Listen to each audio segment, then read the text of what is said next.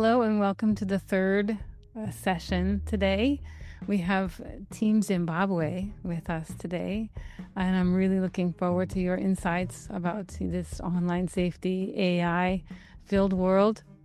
I just want to start with basically a question. As I was investigating, what's going on with AI in Zimbabwe, I found out of a government plan called Zimbabwe's Vision 2030, which is the goal of making Zimbabwe an upper middle income nation, and that they see AI as a crucial tool for transforming the economy and improving lives.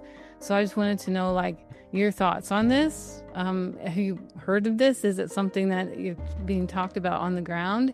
And how does that relate to how you see it in your daily lives? And please introduce yourselves when you start talking, and I'm looking forward to hearing your thoughts and insights.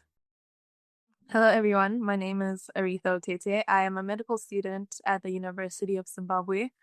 This is a very interesting question, Ms. Angie. This is the first time I'm hearing about this, if I'm being honest. It's okay. There's often things online that people there on the ground haven't heard. That's why I asked if you had heard of it. It's called Zimbabwe's Vision 2030, and it's the government plan to become an upper middle income nation, and that they see AI as a crucial tool for transforming the economy, improving lives. So my question is, based on your real life experience in, Zimbabwe every day, would you see, how do you see that plan, and the importance of how AI, how do people use it, and just any approach angle you want to give? Okay. Well, considering that I've seen things like AI and digital tools being integrated into the school system more. I know my little sister, she's in primary school at the moment, but they started using tech in kindergarten. And I guess what we need in Zimbabwe before we can introduce AI would be to educate people on how to use these tools and the importance of these tools. Because I don't see it being a fruitful plan if majority of Zimbabweans don't know what it is that we're being introduced to, or what it is that we're using, how to use it, the importance of it, how will it benefit our economy, how will it benefit the population. So that's my takes for now. Thank you. What about you, Nandi or Michael? Whoever wants to go.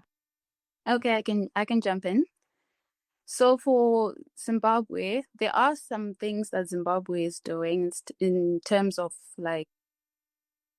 ensuring that digital technology is evolving in Zimbabwe. For example, we have what we call Potras. And so what Potras is doing is that it's basically transforming some of the post offices in Zimbabwe into digital hubs so that they can enhance digital technology and so that they can also bridge the gap and close the gap of digital divide so that everyone is able to access AI technology. So those are some of the steps that Zimbabwe is taking. I definitely know that as a country, we are striving for that 2030 vision. For example, Zimbabwe is also working towards integrating AI and agriculture. It's working towards integrating AI and agriculture, AI and healthcare, AI and finance. For example, with AI and agriculture, I know that Zimbabwe is trying to so there's an AI model which predicts the climate change. So they're trying to also use that for the agricultural system in Zimbabwe. So I do definitely agree that we aren't there yet as a nation, but Zimbabwe is definitely taking the proper steps to ensure that we're integrating technology into the community. So those are just some of the examples. My name is Michael Otete. I'm a student at Alupa Jesuit University, and I I'm doing a course in virtual reality. My take on this is that based from what others have said, Zimbabwe is working towards integrating AI into greater ventures, into more things that can be guided to achieve more as a country and as individuals that represent the country. But I think if we're looking to use AI only and not do background research, if you guys know what I mean, not do background research on how we can better improve it. Like, let's go to AI for the ideas, but let's not try and make AI the main focus for our toolkits. It wouldn't like you wouldn't get the results you want if you are going to trust everything that AI says. There are some AI and toolkits that say that this information may be wrong. So it's not always best to rely on everything that you're given by AI. And I would say, as times have gone, AI was always there to guide people to do what they want. For example, there's this video that I ran into the other day where there was a guy who was saying there's a difference between using AI now and AI 10 years ago. It's AI 10 years ago, sorry. It's a guy who wanted to write a story on his family. So he's like, I want to write an article on my family. And then AI gave him the main topics that he can talk about. And then he did the rest of the work himself, integrated his own way of writing and integrated his own words. And he did all sort of stuff. But AI now, I want to write an article about my family. My dad is this, my dad does this, my mom does this, my sister does this, my brother does this. And you want AI to do everything for you. And then when you don't get the results you want, you keep going back and you keep feeding it more and more personal information that I would believe is not best to always put your information out. So yeah, if for certain things to be achieved, you need to use it as a guiding, not as your main target, not to just say, I'm using AI to improve the economy of Zimbabwe. How can I do it? And then you keep going back to AI to feed it more and more and more about your situation instead of just getting like guidelines on how to do a certain problem. If you want to improve the roads, you ask it about that and you leave it at that. Then you see best ways to fit in what AI is giving you with what you have. That's a really good point about the personal information, actually. How do you see the people, or all of you see the people around you using AI or not, like the young people? I'll speak personally for when Meta AI and all those came in first, I was one of those that like you want what it can guide you with, but you also wanted to do part of the work for you. So I was one of those that would look for it too, but I wouldn't give it like personal details. So that's why I gave a topic like my family, where I can't go and give AI what my dad's name, my mom's name, my sister's name, and then tell it that no, my sister learns here, my dad does this, my mom does this. So some information I'll keep it to myself, but I wanted to like give me a broad paragraph or a broad topic on how I can structure my own essay. But I've seen that sometimes it's not as best to do that because AI it just gives you a general thing. Sometimes you need to go more into depth.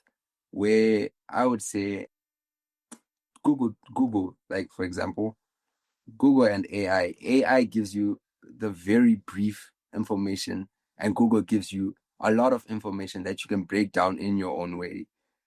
So for some stuff, I do use AI, but more for the counter tips on how I can work my way around a certain topic. And then for the stuff that needs more depth, I will go to Google and I would ask Google. Then it gives me the references and I shorten it down through writing down and stuff like that. I don't know if that answers your question. Yes. Just to comment on what you've said, I actually do agree with you in terms of personal information on AI. And what I've noticed is that the young generation is using AI as for emotional support, which is very unhealthy actually, because even in my own experience in my community, a lot of people around me, they're always talking about how they're opening up to AI. They're telling AI all this personal information about how they trust AI. They're giving it too much.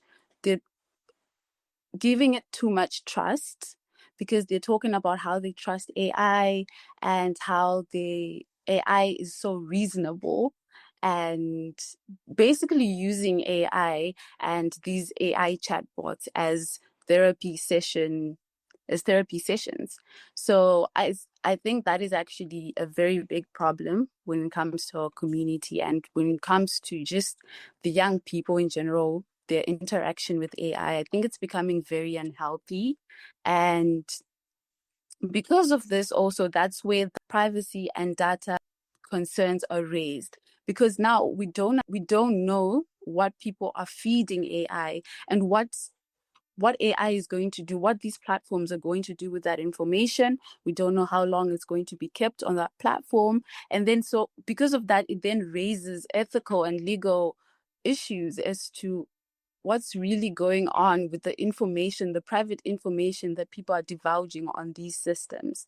What is happening and what's going to happen to that information. So I think that that was a very good point that you raised, Michael. And yeah, that's my opinion on the matter. Sorry to take you guys back. Michael, you mentioned that with Google versus AI, when you're searching, you face issues of Google gives you a broader base of information and AI just pinpoints exactly what you need. My question now to both of you is, how do you guys feel about the misinformation or lack of substantial information without proper resources, without actually knowing how if this information is authentic? Because I faced that problem with sometimes when I was doing my write-ups for some of my lab reports, and it got to a point where I had to say, specify your sources so that I can go and check myself. But doesn't that feel like AI is giving you work also? I don't know. How do you guys feel about that? Okay, so I face the same problem actually. Like I mentioned, I'm a law student. So sometimes even when I do ask AI specific things, it doesn't give me proper material. For example, we deal with a lot of case law, a lot of case studies. So AI makes up some of the cases, so you can't really rely on it. And I think that's, to be honest, I think it's a good thing. Why? Because I feel like if we are too reliant on AI, it becomes dangerous also, because what are we teaching ourselves and our minds? Like, we become lazy and there's a lack of critical thinking, because if you rely too much on AI, like a lot of people right now, for example, a lot of people, they get questions from their lecturers or they get questions for assignments, and then they just input the whole question on AI and just tells AI, give me a critical analysis of this, and then it comes back exactly as. And so we don't have that chance as humans to actually put our minds to the test, to critically think about these things. And yeah, so I think that over reliance creates complacency, and I don't think it's a good thing. So I think sometimes if it gives you wrong things and then you have to take that extra step of actually thinking and finding solutions on your own, I think that creates a balance to it. But obviously, yes, like I do agree with what you're saying to a certain extent, that it is disadvantages that you are relying on it and it gives you false information. So I do, to a certain extent. I also agree with the point that you can't rely too much on AI. But as for me, how I work my way around it is growing up, I've realized growing up in an era of using Google more than AI was kind of beneficial, because you can't, for example, primary school, it was easy to use AI. You could say 5 plus 5 and get 10. You don't need to go and do background research. Why is it 10? Where did you get that answer from? But as you go into high school and university, the maths gets a little more complicated. You start to do things that need more depth, things that actually need you to understand what you're doing. So you need those. That's when you go to Google and you ask it for a certain topic. For example, you could say vectors, and then it gives you examples, it gives you ways to work it out. If you don't catch on with how Google is giving you, and then you can go on YouTube where you search up vectors and there's a guy who can explain it well and integrate how you want to explain, how you want to understand what you're doing with what he's saying. But I would say that AI, it's only beneficial for certain things. I wouldn't say that it's always the right answer.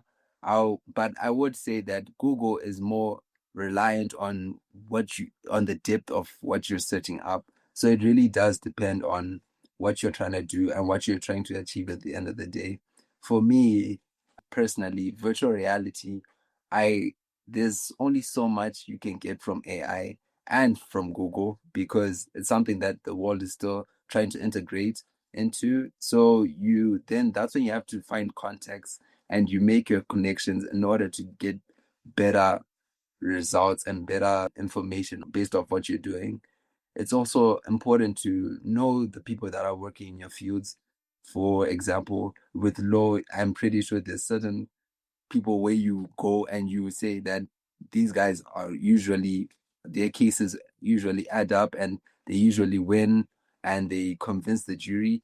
With medicine, I'm pretty sure there's also companies where you be like, no, these guys, unfortunately it happens, but these guys, they try to avoid it as much as possible. And they sorry, slip of the tongue. Their feedback is always positive. So I would say connections are also important, very important in today's world.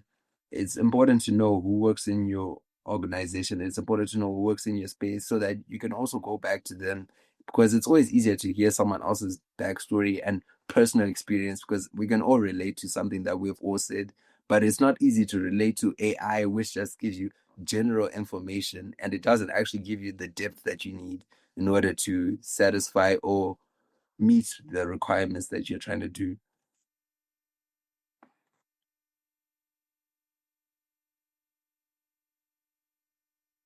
What Hey, about you. it? No, sorry, go ahead. Sorry, Miss Angeline. I just wanted to say thank you guys for your input. I wanted to ask you about the digital divide in Zimbabwe because we're talking about AI, but like, what do you have a feel for how much of the population has access to it? Even like how many use it, and do you see like imbalances even within your generation for this reason? Personally, in my class, a lot of the people struggled. Well, we did a module called, okay, I don't remember the exact name, but it was basically about ICT, understanding the digital age, digital wellness. And a few people struggled. They admitted that the first time that they started using AI was actually in first year of varsity. I've been using AI since I was in high school. So I had a bit of an understanding, and also my mom being in the field, she helped us gain a bit of understanding. So there's definitely a bit of, okay, not a bit, a huge divide that we can see even within our classrooms, a population as small as our classrooms. So I can just imagine what it's like for other children throughout Zimbabwe, because I believe that most of Zimbabwe's population is the youth. And I have heard from some of my friends as well that their relatives don't even know about AI. I know people had major concerns when, I think you guys remember how WhatsApp and all our other social media platforms didn't used to have AI integrated into them. And when that was introduced, a lot of people panicked about, okay, what is this? Well, how do we use this? And issues like that. So I don't know how you guys take it. I personally feel like the other issue with it's not just a divide between in the population, but also because how AI is, it doesn't really cater to us as Africans, in my opinion, because I have seen some issues like with the languages that we speak. It doesn't have those languages in its programming, I believe, because I've tried to speak to it in Shona. I ran an experiment once speaking to it in Shona, and it didn't recognize the language. And for me, that just woke me up about, okay, there's clearly a bit of a gap here in how much they've covered the people that started with the AI, how much they've managed to integrate into their systems. So that's another point that I could just throw in there.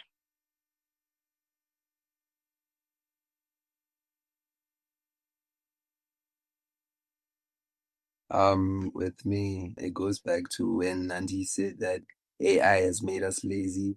So I agree with that we don't want to do the necessary background checks in order to in order to understand why this information was given to us in this format, or why we got certain information when we asked the AI this question. Um, for me, my friends and I, from our personal experiences, this it goes back to maths. There's this maths question we had. So we took a picture, scanned it, and we sent it to an AI. We sent it to 3 different AIs, and we got 3 different answers. And and the moment we just play picky ponky, which one is the best answer we can get in order to understand why it's working around this. It goes so it can be like, instead, step 1, okay, all of the AIs will say the same thing. Step 2, now 2 AIs are saying different things. Step 3, all of them are now in a whole different path, whole different answer. So AI has made us lazy. We don't want to do the background checks. We don't want to further investigate where this information came from, sorry. And then also with the WhatsApp AI, how it is integrated. WhatsApp is now being used to answer everything you needed to do. People now rely on that WhatsApp Meta AI to just get the quickest information as possible. So if you're trying to research medicine that you're supposed to take, or how the negative effects of it and the positive, you're just going to go on WhatsApp instead of going to Google or going to ask a professional doctor. You're going to WhatsApp, you're asking, I have a headache, what painkillers can I take? It gives you the name of the painkillers. You get the name of the painkillers. Now you're asking, what are the advantages of taking these painkillers, and what are the disadvantages? And you just trust everything that AI says. So by the time you go to the pharmacy, you're not even trying to hear what they think is best for you, because there are painkillers for general stuff, and then there's painkillers that also are used to heal specific things. I would like to believe. And then my last point would be that for group research, for things that are to do with educational purposes, we need to find our way back to using Google, get the links, and then do the research ourselves. Because my friend and I we had this discussion once where you are saying, what's the point of going to school if you can just ask AI to do what someone has been working 4 years to do? For example, writing an article. You can't, to be general, someone would rather just ask AI for the article, put it down on a Word, and then print it and find someone who can publish it. Better yet, if you can publish it yourself, rather than asking someone to write your, for example, a biography or back to an article, write you that, and then you pay another person to publish it, and you pay another person to print, where you can now just do most of these things on your own, and you spend as little as possible. So we do rely on AI a bit too much. We do rely on these toolkits to just do everything for us. We don't want to do the necessary hard work that is needed in order to fulfill what we want from it, the information that we want from it. So yeah, that's my take on this. Michael, I've got a question. So you mentioned that you want to go back to the Google, this, that. So do you not like the fact that AI is making our lives easier? You want everything to be hard? No, not necessarily this. it's just nice when you research and you get one answer from everywhere. Back to my example where we researched the maths question, 3 different AIs, 3 different answers. So if we rely on AI, had it been someone else could have just used one AI, took what they got from there and put it straight down. And of which we got the question wrong, by the way, in the final result. But what I was saying is that it's easier to research, understand what you're doing, understand what you're trying to research, read about it a little bit more. If you don't understand from reading, you can go on YouTube, try and understand different ways. There's different ways to learn this, different ways people understand certain stuff. So yeah, I think it was always easier when you could go to Google, you get the same stuff. You go on YouTube, you get the same stuff. Not you go on Meta AI, you get one answer. You go on another AI, you get another answer. You go on a different, you get another answer. Sorry. Does that make sense? Yeah. Yes, it does.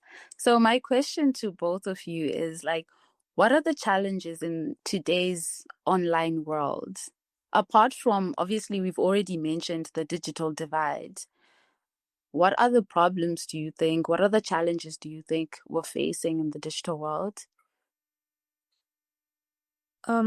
Like you both have mentioned in great detail, dependency on AI is a very huge problem we are seeing in people our age. No one wants to think for themselves, to put it bluntly.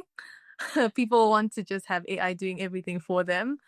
Also, what I mentioned before about misinformation, we can't just take everything we're receiving as the word. We also have to put in a bit of work to think for ourselves, okay, what I'm looking at here, is this relevant? Is it correct? Also, can I trust the sources? And then another issue that I've seen in myself is a decrease in my attention span when it comes to I think the term is I am chronically online. So now my attention span is really bad. I spend most of my time, if I'm not on TikTok, I am on YouTube watching school-related videos, and those ones I put them in 2 times speed because I'm like, okay, we want to cover as much as possible within an hour. So let's just cheat code. Let's speed everything up. Of which now I'm seeing that I can pay attention to an hour-long lecture if I'm listening back on my lectures, because I record my lectures from time to time, or if if someone sends me something that's also educational and there's no option to speed it up or anything, I can't sit there for 30 minutes actually even. It's really hard to just focus and be like, okay, this is what we're looking at. For 30 minutes, we can do this. And then also, whilst we're still on the screens, increase screen time activity. Again, like I said, I'm chronically online. All my things are online. My novels are online.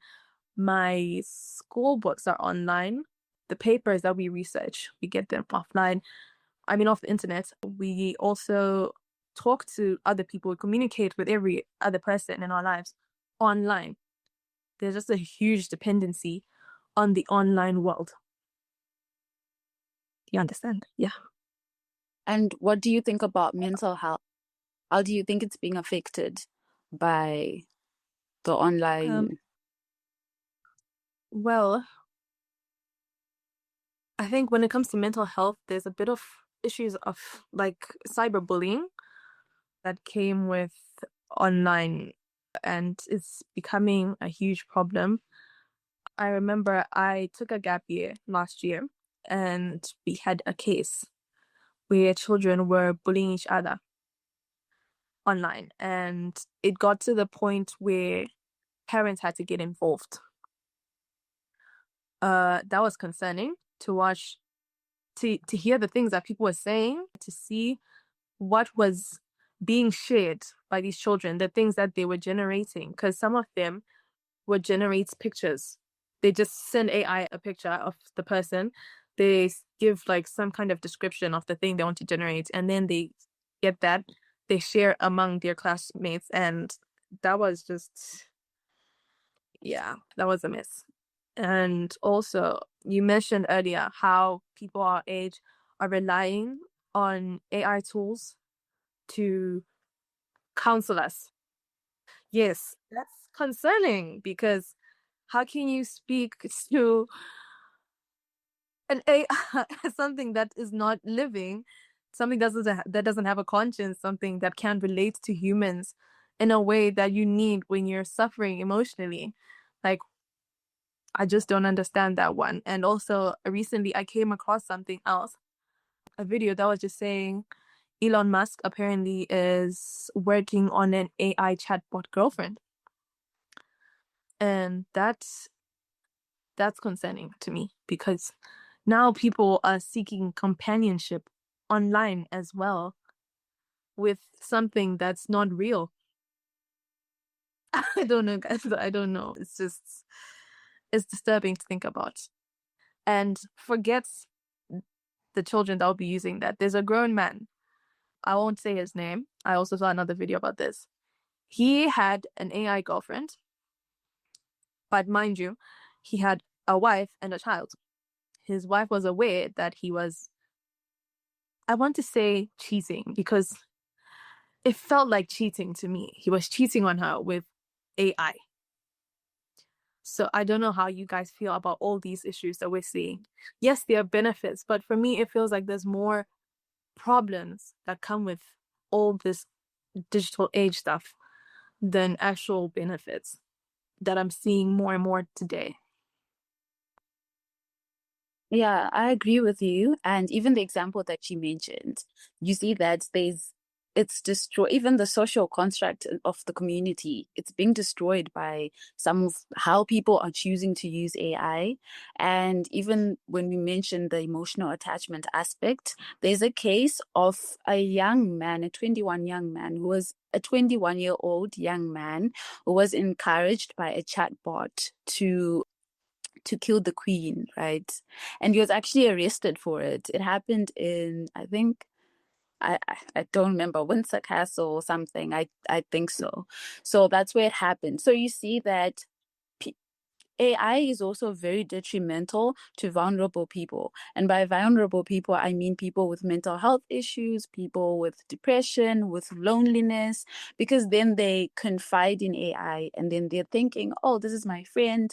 This is, they're emotionally attached to it. And then, it breeds very detrimental effects to it. And so, yeah. So what do you think? So that I think that then takes us to the aspect of improving digital well-being. I don't know if Michael has anything to say on that or on the previous things we discussed. Yes, I do. This also goes back to the part where you're asking me why I would prefer people go back to the era of using Google. It's because we never used to fall in love with Google. You never hear a story where a child went and told Google that someone is bullying me, and Google told it to go kill that person that is bullying them. So it's always, it seems like AI is helping you in the moment, but it's really taking away the humanity within you. It's taking away all the things that make being human normal. Like, it's okay to feel a negative way about someone, but it's not okay to go and ask something that has no feelings whatsoever. What should I do? And it gives you possible answers, and you actually follow through those possible answers. Sometimes that's why there's people who are there as life course directors who you can go talk to and you can go relate to and be like, I'm going through this. How can I handle it? And they find you the next best alternative of how to deal with certain situations. And then digital, in terms of how people are integrating it, yeah, it is more negative than positive because of such examples. And I think AI should have like an restricted age gap, and because you can't expect a 7-year old's mind is really wild, and then you give her a 7-year old Meta AI where the answers come in a snap. It takes away the creativity of that 7-year old. For example, where you can ask AI to draw things for you, it takes away the creativity of going outside, drawing on the sand, drawing on paper, even those beautiful drawings that 7-year olds make, that that's just, pure creativity. That's humanity. It brings out the expression. That's me with mom. We're going shopping and that. So yeah, AI has taken away the whole point of being able to do your own knowledge. It has taken away the creativity that human beings have. And there's this one guy who once said, if the best creators, if the best inventors, for example, the guy who invented the bulb, if he had AI in his time, we wouldn't have bulbs that work the way they work. We'd have them with a few malfunctions. We'd have them with a few things that don't work the way they're supposed to. It's because as a human, you have your own self motivation. But AI, if you don't get what you want, it's not going to motivate you to want to do better. If you tell it, never mind, I'm tired, it's just going to go along with what you say. It's never going to tell you that you have to keep going or you need this or you have to do that. So, yeah, AI, it's taking away what we're supposed to go through in certain stages and trying to rush the process. It's trying to shorten everything down. It also goes back to the point of research in terms of AI. If you ask AI, it'll give you directly what you want. If you ask Google, it'll answer you, but it'll also give you links of how you can better explain the point that you want to come across with. Like if I ask it, for example, what are the advantages of going to school? If I ask AI, it'll tell me that school is good for you. School will do this for you. But if you go on Google, you get okay. Wait, let me try another question. What are the advantages of going to a certain school? So AI will just give you, oh, the school is the top. It's top in Zim. But if you go on Google, it'll be like, this school is good for this. There's a school that's also good for this. So in terms of knowledge, you get more knowledge and understanding. You get more from Google. You get more from toolkits that actually give you links to other references, other places that can provide better results for what you want in the moment. And yeah, that is all. Can I ask, because we have about 5 minutes left, I want to ask you about social media. Like what's the role of social media like in your peers in Zimbabwe? I mean, just any thoughts on social media? I personally use it to stay in touch with my friends because all of my friends have moved out of the country now. So it's a great platform for us to just stay connected, for me to stay connected with people in my field as well. I recently started appreciating the importance of LinkedIn, for example. It allows you to see other people's advancements in the field and also what it's like a day in the life. Helps you to also plan for your future. If you're not entirely sure if that's the route that you really want to go, you can start learning from other people. Okay, this is what it's like. If you're sure about this is what it's going to be like for you. Here's some tips for what you can do to get yourself to that stage in life as well. For me, unlike AI, social media has actually made it easier to do a lot of other things. Connecting with another person. For example, on Instagram, if you follow a certain type of people, it'll keep referring you to more people like that, to more people in certain places. So for me, I look up to people with really beautiful cars. So I follow a lot of people who take nice cars for test drives. So I know people like Matt Watson because of that. I know SA people because of that. I know different types of. So social media has somewhat improved the way of connecting with others. It has also made it easier, whereby you don't have to meet. I don't have to meet Nandi in order for me to make an appointment. I can send a message up like, "Hi, my name is this. I do that, and I would like to meet up with you because of A, B, C, D, E, F, G." I don't have to find where Nandi is within Zimbabwe, and then go there and ask for an appointment, and then do what I want to do. So, social media has kind of impacted our society in a good way. Yeah, that's all for me. Okay, so I actually agree with both of you. I agree with both of you. So, social media and AI nowadays, I think they're very connected. For example, even on Instagram, you there's AI-driven algorithm that can ensure that the information that you most relate to is actually the information that you see most of the times. Like if you like one video that maybe like a cooking video, that's the thing, that's what you're going to see for the next 2 weeks. So it's AI driven algorithm that ensures that it's sending you the things that you can relate to. So I think that's the connection, one of the connections of AI and social media.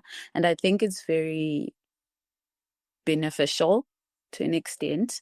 I do think it's very beneficial. And then also for like what Aretha mentioned about connections in terms of social interactions, social media and AI also play a role in that, because it's, for the algorithm that I mentioned, it ensures that it suggests people that you're most likely related to, maybe in a business aspect, in the business sense, or in a social sense, in terms of interests, mutual friends, things like that.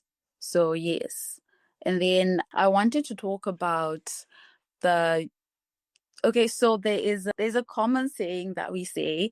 We usually say AI is the future, but then I found a report that was done by the United Nations. It's United Nations Development Report, and in that report they kind of like rephrased the statement that AI is for the future, and they said AI is not for the future, but AI is not for the future. The future is what we choose to do with AI today, which takes me to the things that we can do as the youth or as young people in terms of ensuring that we exist in a safe world. We coexist with AI in a safe world.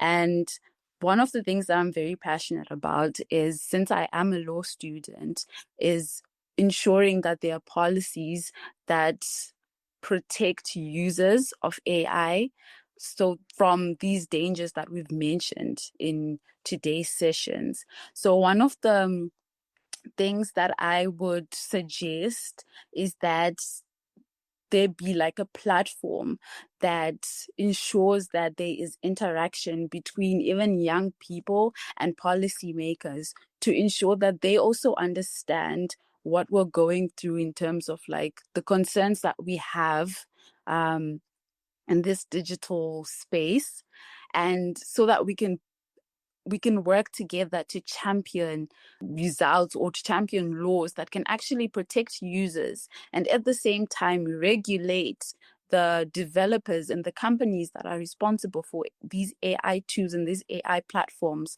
so that they can also act in a responsible manner. Or yeah, basically that's what I'm saying.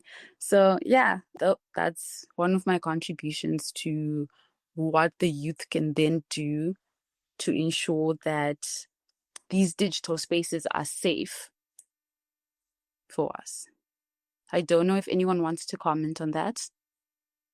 Yeah, I wanted to say we just have a few more minutes, because otherwise I'll be late to opening the next one. Yeah. So, but I would love to get both of your thoughts, Michael and Rita. Really, what are your thoughts about what we can do? The question Nandi asked.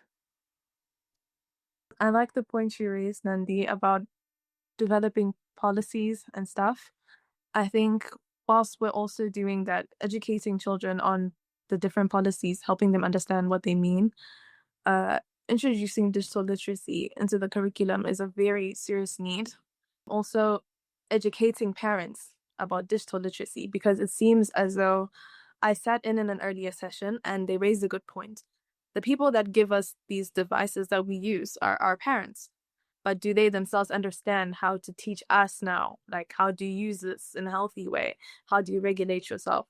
So I think there's a serious need for us to actually take action. I know my mother's an expert, just shouting out to my mom. But we need more people like that who will take initiative and educate people in our country, especially because I know we can look at a global perspective, but we need to also focus on here at home in our community. How can we better our community? So for me, it's the digital literacy issue is a really big one, because I only started learning about digital literacy from, if it wasn't from my mother, it was from my course that I studied last year. That was the first time that I came across it. So I think we need to start introducing it at earlier stages in children's lives, because it seems as though children are starting to use devices from earlier ages, like 5th grade now, or maybe even below. Yeah, I also agree with what everyone has said about needing someone to guide us on how to use the things that are given to us. And also going back to what Arita said about our mom is working in the digital space where she does go to schools and she does say, yes, this is a computer, but this is how you use it safely. This normal amount of hours to do this and normal amount of hours for this, how you're supposed to sit. Such things are important because you deteriorate in health because you're on a screen continuously, you are seated uncomfortably. Like for gaming, it can get really it can get really frustrating to a point where you're not even comfortable with how you're sitting because you keep losing. So there are certain limits that need to be set alongside these things where you need to have rules and regulations for these things. Yes, you got me the PC. Yes, you got me my dream PC. You got me the controllers. You got me the games. But after a certain 2 hours, the PC goes off on its own. This is for your own good. After 2 hours, you need to take at least 5 minutes outside, walk outside for a bit, get some air, and just connect with nature again. So, but yeah, that is all I have to say. Thank you so much to all three of you, and I have to join you in shouting out to your mom. It is really, really interesting to hear your experiences and insights, and I'm looking forward to more discussions and involvement because it's a good point, right? We've been giving people devices without telling them what to do with it, and it's really come through again and again. So thank you to all three of you. Thank you. Thank you for having us. So much. Thank you for having us, ma'am. Goodbye. Goodbye, everyone. Bye. Bye.